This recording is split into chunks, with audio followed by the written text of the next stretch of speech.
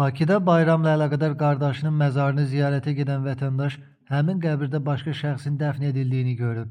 Doğru Xəbər Azərbaycan bildirir ki, hadisə Suraxanı rayonu Əmirzan qəbirstanlığında baş verib.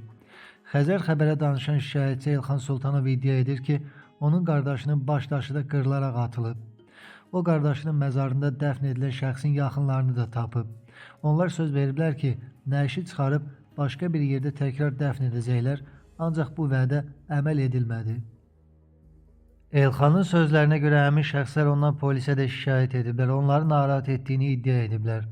Məsələ ilə bağlı məzarlıqlara cavabdeh olan şəxs bildirib ki, yeni dəfn edilən mərhumun qohumları ona yerin onlara məxsus olduğunu bildiriblər.